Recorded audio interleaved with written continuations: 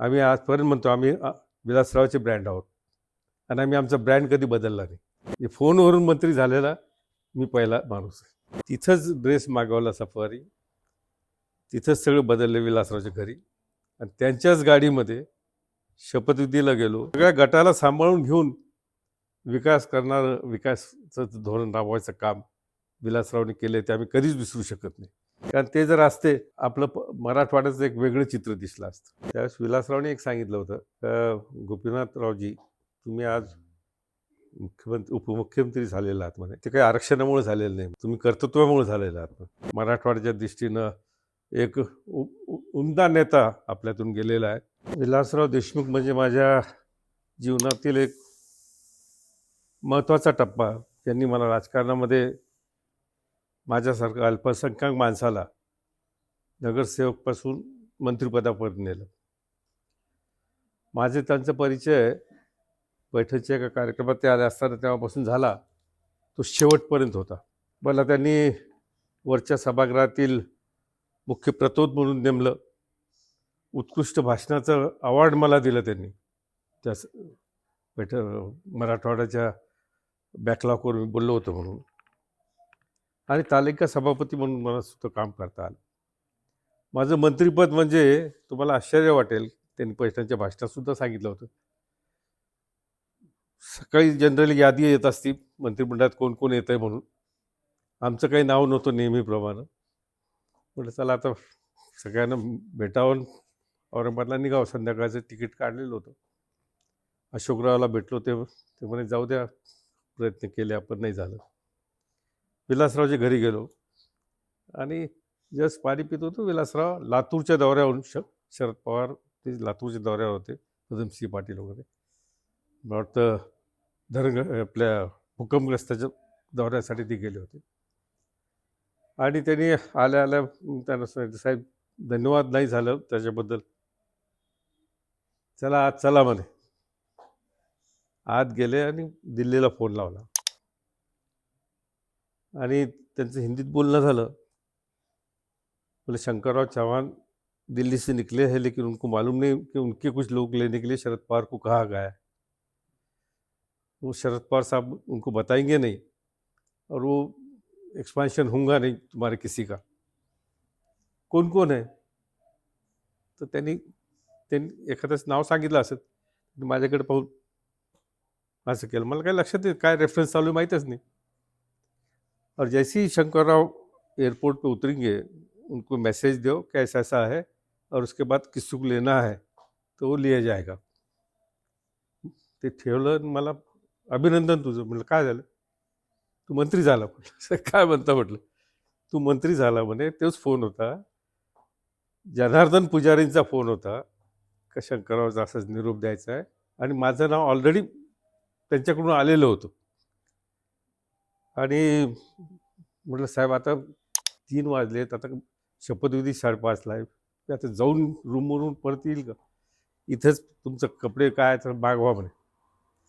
तिथंच ड्रेस मागवला सफारी, तिथंच सगळं बदललं विलासरावच्या घरी आणि त्यांच्याच गाडीमध्ये शपथविधीला गेलो. पत्रकारांनी विचारलं अनिल पटेल आहे का अमरीश पटेल आहे, माझ्याबरोबर कोण आहे म्हणे. मग तो शपथविधी झाला. तिथून मग आम्ही अशोक चव्हाण आणि विलासराव अशोकरावच्या घरी गेलो. तिथं शंकरराव चव्हाण साहेब होते.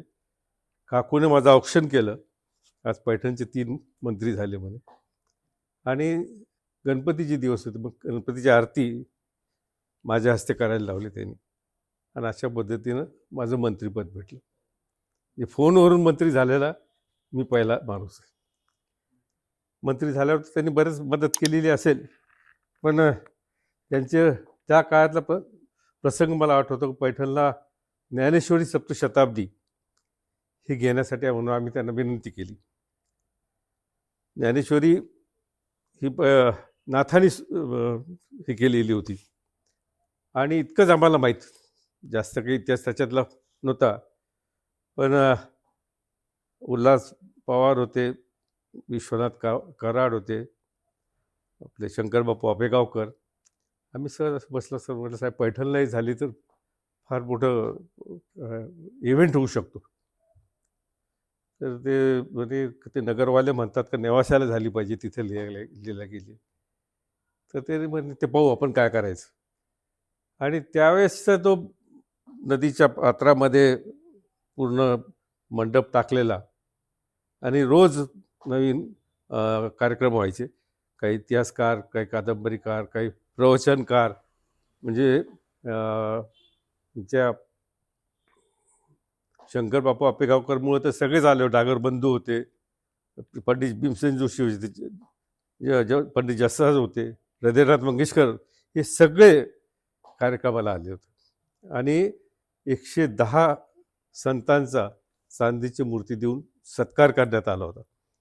त्यावेळेस शरद पवार साहेब शेवटच्या दिवशी यायचं चाललेलं होतं, पण त्यांनी नकार दिला का AICCची मीटिंग आहे. बाळासाहेब भारतींनी फोन केला त्यांना, अरे शरद, तुम्हाला या कार्यक्रमात यावं लागेल, महाराष्ट्रातील तमाम वारकरी इथं आलेला आहे, फार मोठी चूक होईल, तुला यावं लागेल. अरे तुरेमध्ये बोलले. शरद पवार साहेब आले आणि जेव्हा त्यांनी पाहिलं ते वाळवंटातील चित्र, समाज सगळा जमलेला, तो कार्यक्रम इतका भव्य दिव्य झाला का पैठणमध्ये न भूतो न भविष्यती असा तो कार्यक्रम झाला. आणि मी तुम्हाला सांगितलं की माझ्या घरी घरभरणीसाठी मी सहज निवेदन त्यांना पत्रिका द्यायला गेलो, ते आले, इथंच बसून त्यांनी फोटो काढले. आणि 2006मध्ये ते गेले. त्याच्या तिसऱ्याच दिवशी पैठणला महापूर आला.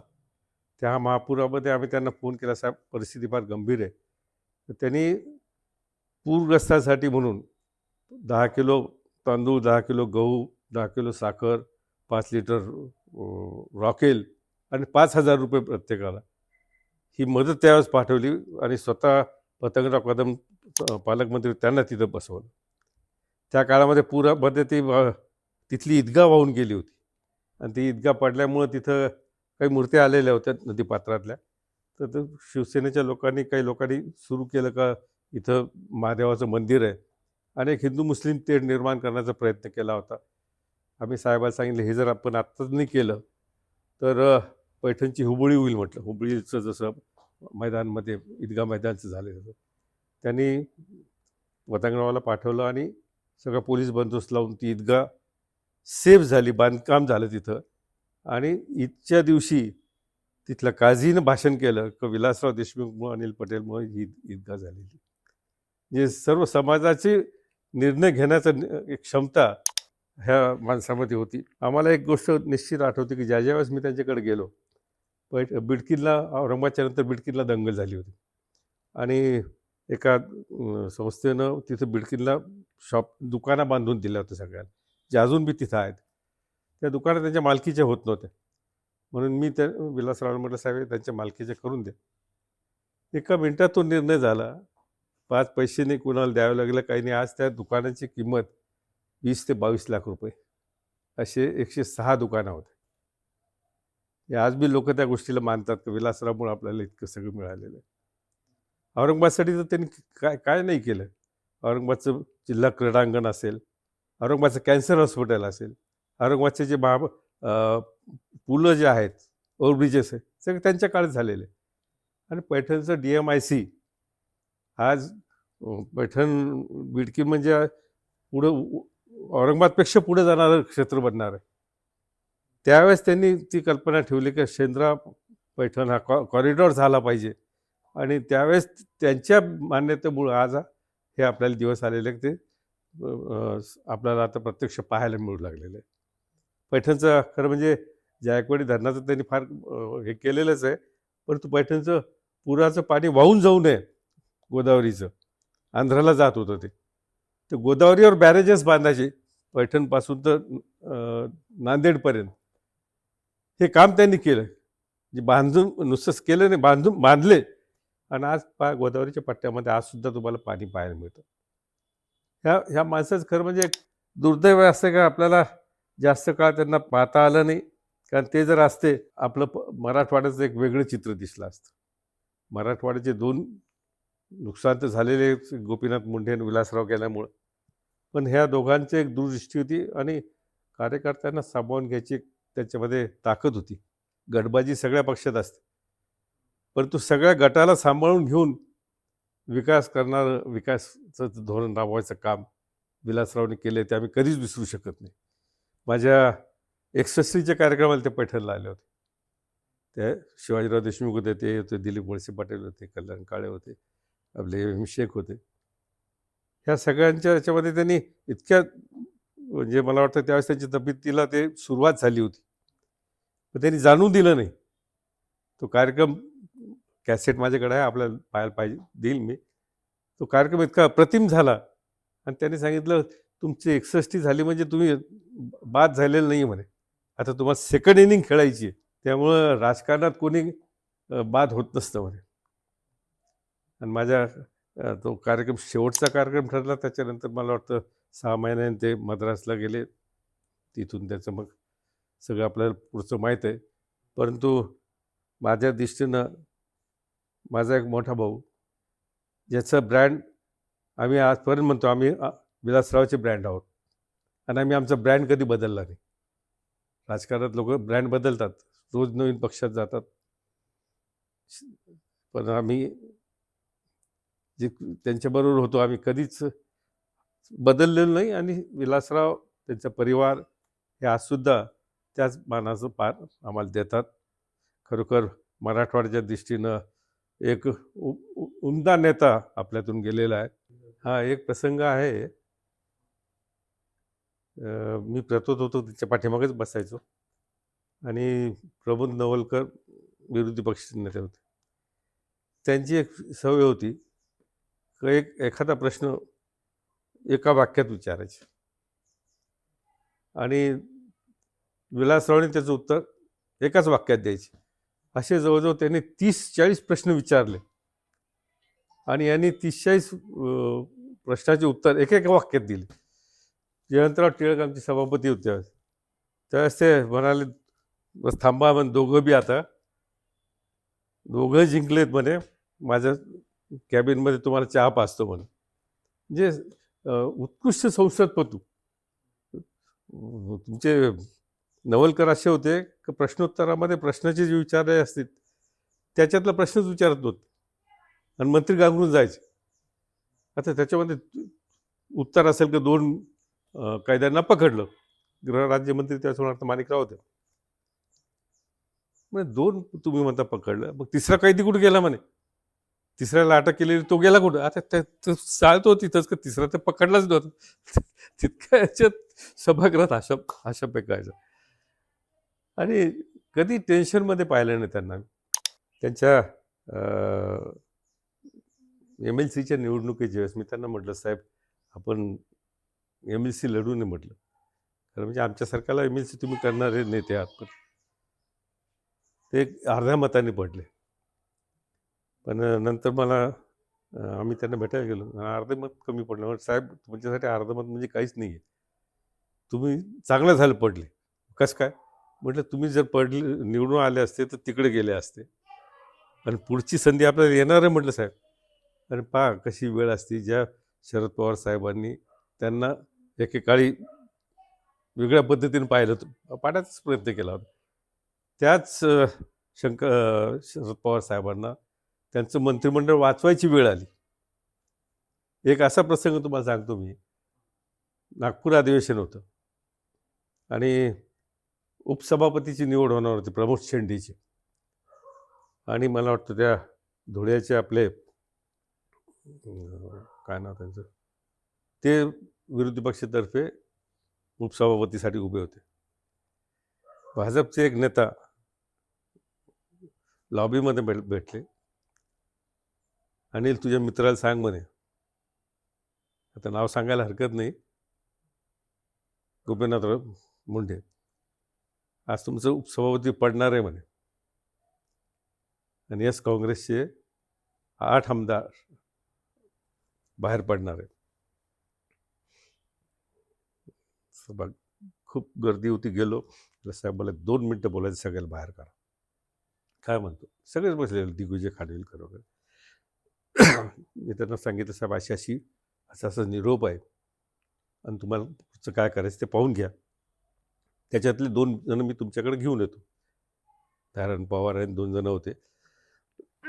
त्यांना सकाळी मी तिथं नेल्यात. मग त्यांनी सांगितलं कोण कोण जाणार आहे काय. त्यांनी शरद पवार साहेबाला फोन केला.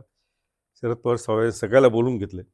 प्रशांत हिरे वगैरे सगळे, आणि तो सगळा प्रकार थांबला आणि प्रमोद शेंडे निवडून आले. राजकारणात कधी कधी आपण समजतो वैरी असतात, पण राजकारणात कधी मित्र बी होऊ शकतात आणि वैऱ्यांना सुद्धा सत्ता सांभाळावी लागती अशी वेळ येते. नाही, मला वाटतं त्यावेळेस आरक्षणाचा मुद्दा हा चर्चेत होता आणि मनोहर जोशी होते, मुंडे आणि विलासराव देशमुख अशी ती काहीतरी हे होतं, कार्यक्रम होता. त्यावेळेस विलासरावने एक सांगितलं होतं का गोपीनाथरावजी, तुम्ही आज मुख्यमंत्री उपमुख्यमंत्री झालेला आहात म्हणे, ते काही आरक्षणामुळे झालेलं नाही म्हणे, तुम्ही कर्तृत्वामुळे झालेला आहात म्हणे. आरक्षण कोणाला पाहिजे? आता आम्ही देशमुख आहोत, आमचे देशमुख असतात, पण त्यांना संधी नसते किंवा आर्थिक परिस्थिती नसते, मग शिकता येत नाही. मग आरक्षण हे विकस सेक्शनसाठी पाहिजे, जे आर्थिकदृष्ट्या मागासवर्गीय. हे त्यावेळेस त्यावर त्यांचं बोलणं, ते बी सगळ्याच्या समोर, किती महत्त्वाची गोष्ट, किती दूरदृष्टीपणा होता. आरक्षणाच्या नावावर त्यांना माहिती होतं पुढं असं राजकारण खेळलं जाईल, जाती जातीमध्ये विभागल्या जाईल, मग सगळ्यांना एका 2-3 जातीला आपल्याकडे वळून राजकारण करायची जी पद्धत नवीन आता सुरू झाली, ती त्यावेळेस त्यांनी ओळखलेली होती की ही बाजू अशी होईल. आणि दुर्दैवाने कसं आहे का मराठवाडा ही सुपीक भूमी आहे, इथं काही पेरलं तर लगे उगवतं, म्हणून सगळी सुरुवात मराठवाड्यातूनच होती. नामांतराचा विषय असेल, मग आरक्षणाचा विषय असेल, हे सगळे सुरुवात इथून होती. नाही, मी त्यांच्या बाबतीतलं एक पाहिलं का पूर्ण निवेदन कधीच ते वाचत नव्हते. महत्त्वाचे 2 मुद्दे पाहिलं का तितकंच मार्क करायचे, लक्षात यायचं त्यांच्या. आमच्या आमदार लोकांना, काही लोकांना सवय असते का 5-5, 10-10 कामं एक बरोबर घेऊन जायचे, तर त्यांना माहीत होतं कोणच्या कामासाठी कसे घेऊन आलेले, कशासाठी घेऊन आलेले. 2-3 महत्त्वाचे सार्वजनिक कामं असते, त्याच्यावर पॉझिटिव्ह लिहायचे. आणि नंतर एका ठिकाणी त्यांनी पाहिलं, अरे तुम्हाला दस्तखत भी नाही बोले इसमें, दस्तखत तो करो बोले की वैसे कोरे लग जाते बोले. आता ते कोणाबद्दल लिहिले तुम्हाला सगळ्याला माहीत असेल, पण ते सगळ्या पद्धतीनं मदत करण्याची त्याची भूमिका राहायची, परंतु असं अनड्यू ॲडव्हान्टेज घेऊ देत नव्हते. कसं, जसं आज कोणाही काही करू शकतं, तसं त्यांच्या काळात नव्हतं. ज्यांना खरीच गरज आहे त्यांना मदत करण्याची प्रामाणिक इच्छा त्यांची राहायची. कसं आहे, विलासरावच्या काळामध्ये प्रशासनामध्ये आणि पोलीस डिपार्टमेंट असेल, महसूल डिपार्टमेंट असेल, एक वचक राहायचं प्रशासनावर, आणि सर्वसामान्याची कामं ही स्थानिक खालच्या लेवलवरच व्हायची. आता तसं होतच नाही. खालच्या लेवलवर कोणी अधिकारी कोणाचं ऐकतच नाही, म्हणजे जे निवडून आलेले प्रतिनिधी त्यांचं ऐकत नाही. हा फार महत्त्वाचा बदल आता प्रशासनामध्ये झालेला आहे. पूर्वी असं नव्हतं. पूर्वी पंचायत समितीचा मेंबर जरी गेला तरी BDOला आणि CO ला त्याचं काम करावं लागायचं. आता तुम्ही आमदाराने जरी फोन केला तरी तहसीलदार ऐकत नाही. आज तुम्ही वाळूची केसेस घ्या, पोलीस स्टेशनचे डिटेक्शन पहा, कन्व्हिक्शन पहा, किती कमी झालेलं आहे. लोकांचं वचकच राहिलेलं नाही प्रशासनात, आणि त्यामुळं मनमानी गोष्टी होऊ लागलेल्या आहेत. सगळ्या गोष्टी जर पाहिल्या आपण, स्त्रियावरचे अन्याय, रोज नवीन बातम्या, कारण त्यांना काही अद्दल घडतच नाही ना. आणि हे सगळं घडायचं असेल तर काहीतरी प्रशासनाने त्याच्यात कारवाई केली पाहिजे. नुसती SIT नेमून चौकशी होईल, कोणाला सोडण्यात येणार नाही, इतकंच आपण TV वर पाहतो रोज रोज तेच डायलॉग, निर्णय तर काही येतच नाही. त्यामुळे हा बदल जो आहे, हा झाल्याशिवाय महाराष्ट्राचा विलासरावचा असतील, यशवंतराव चव्हाण असतील, शंकरराव चव्हाण असतील, यांच्या काळातली एक पार्श्वभूमी होती. प्रशासन अधिकाऱ्यांना अधिकाराच्या लेवलवर ठेवायचे, मंत्र्यांना सुद्धा त्यांच्या काही लिमिटेशन घातलेल्या होत्या का त्या चाकोरीच्या बाहेर तुम्ही जाऊन कामं करायची नाही. ही पद्धत आता राहिलेलीच नाही. आता साध्या माणसाला न्याय मिळतच नाही. कुठेही कोणी गेलं तर पैसे असल्याशिवाय तुमचे कामं होत नाही. ही परिस्थिती आजच्या फार मोठा बदल आजच्या राजकारणात झालेला आहे.